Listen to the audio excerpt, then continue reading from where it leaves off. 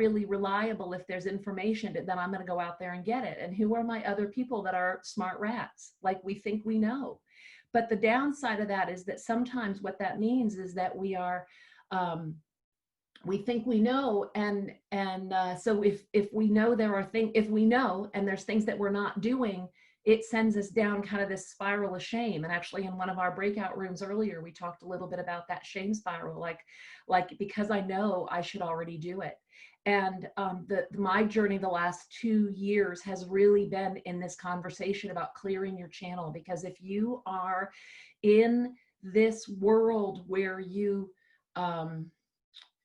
consciously know what to do and then you're beating yourself up for not doing it, I don't want you to suffer one more minute. So if you can move to the next slide, this is really what I want for you. I want you to grow your business from ease and flow. And if there's anything in the way of you greeting every day like this, like, I get to have my day today. Like if there's anything other than that present, there's just some work for you to do. And I don't mean work on your systems, although you got to do that too. But if you can start with your inner conversation, and at the end of this time together, I'm going to give you some tools, and really that for me has been so huge to I'm going to talk about it in a minute, align my subconscious and conscious, really get to what is in the way.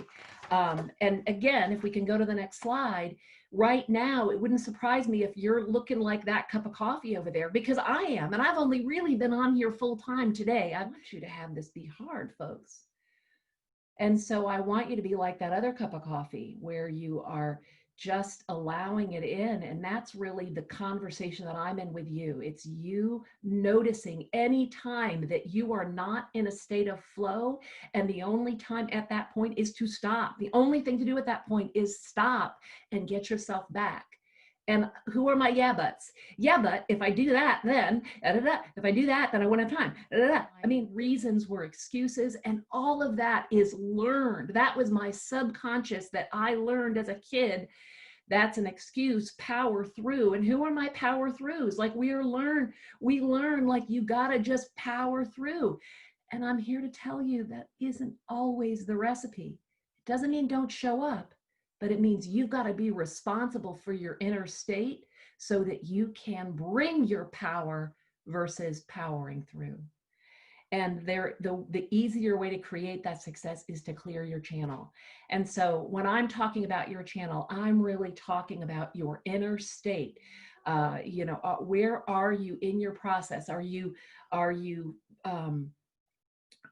doing it from your willpower, or are you doing it from flow? And if you don't know the difference, job one, sort out the difference.